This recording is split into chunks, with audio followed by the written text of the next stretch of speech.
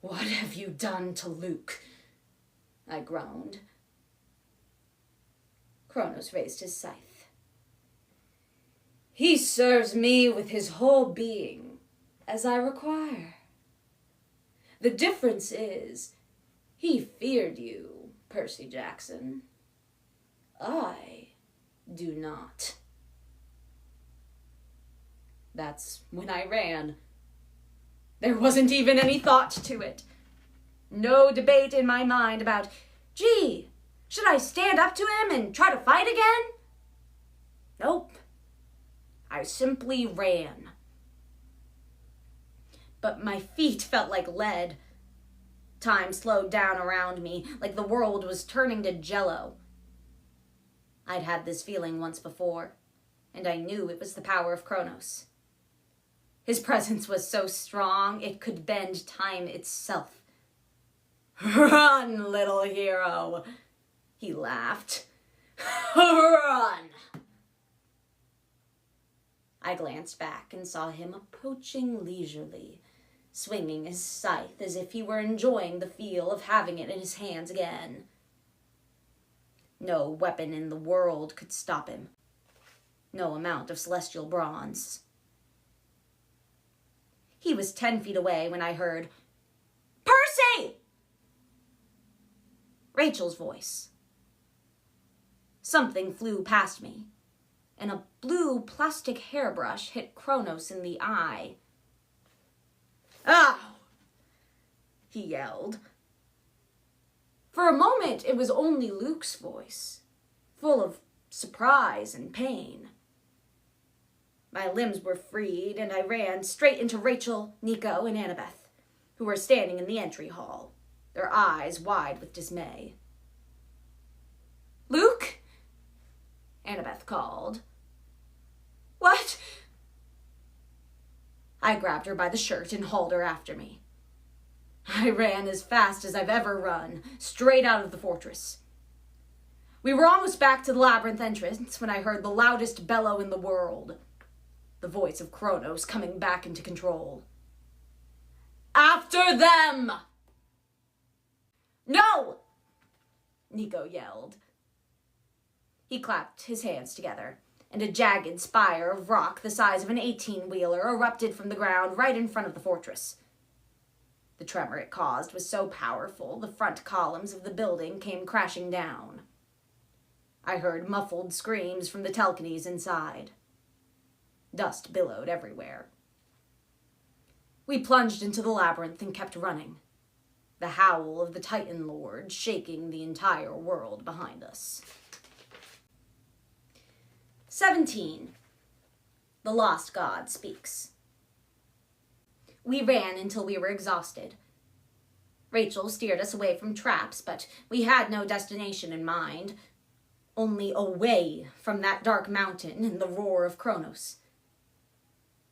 We stopped in a tunnel of wet white rock, like part of a natural cave. I couldn't hear anything behind us, but I didn't feel any safer. I could still remember those unnatural golden eyes staring out of Luke's face, and the feeling that my limbs were slowly turning to stone. I can't go any further, Rachel gasped, hugging her chest. Annabeth had been crying the entire time we were running. Now she collapsed and put her head between her knees. Her sobs echoed in the tunnel. Nico and I sat next to each other. He dropped his sword next to mine and took a shaky breath. That sucked, he said, which I thought summed things up pretty well. You saved our lives, I said. Nico wiped the dust off his face.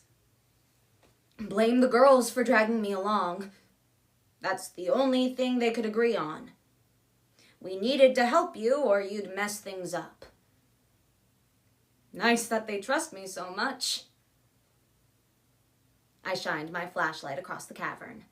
Water dripped from the stalactites like a slow-motion rain. Nico, you kinda gave yourself away." "What do you mean?"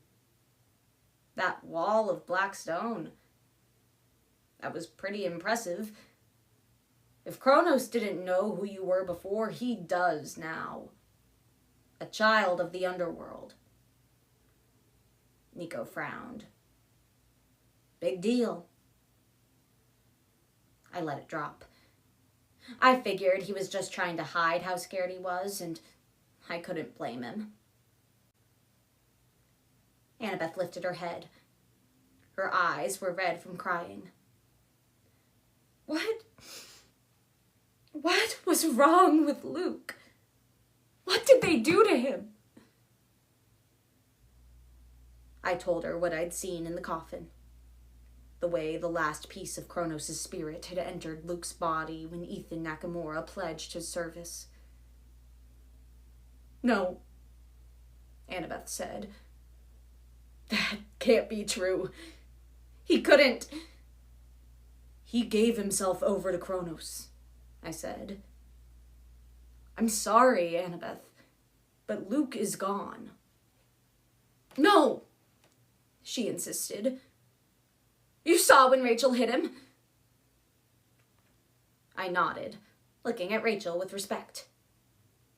"You hit the Lord of the Titans in the eye with a blue plastic hairbrush." Rachel looked embarrassed. "It was the only thing I had." "But you saw," Annabeth insisted.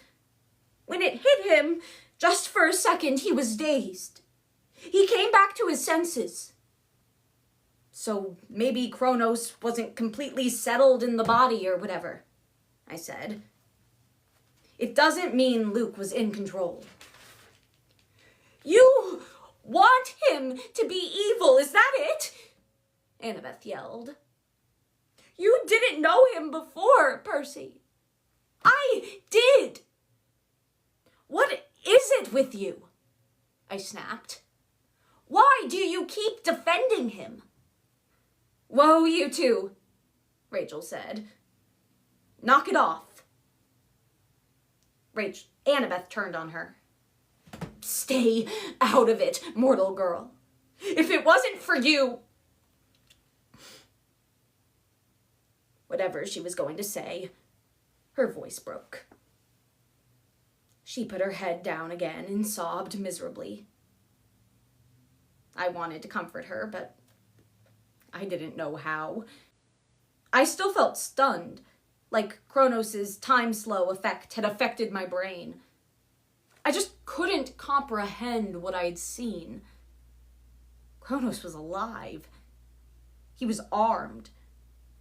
And the end of the world was probably close at hand. "We have to keep moving," Nico said. "He'll send monsters after us." Nobody was in any shape to run, but Nico was right. I hauled myself up and helped Rachel to her feet. "You did good back there," I told her. She managed a weak smile. "Yeah, well, I didn't want you to die." She blushed. "I mean, just because, you owe me too many favors. How am I going to collect if you die?" I knelt next to Annabeth. "Hey, I'm sorry. We need to move." "I know," she said. I'm all right." She was clearly not all right. But she got to her feet, and we started straggling through the labyrinth again.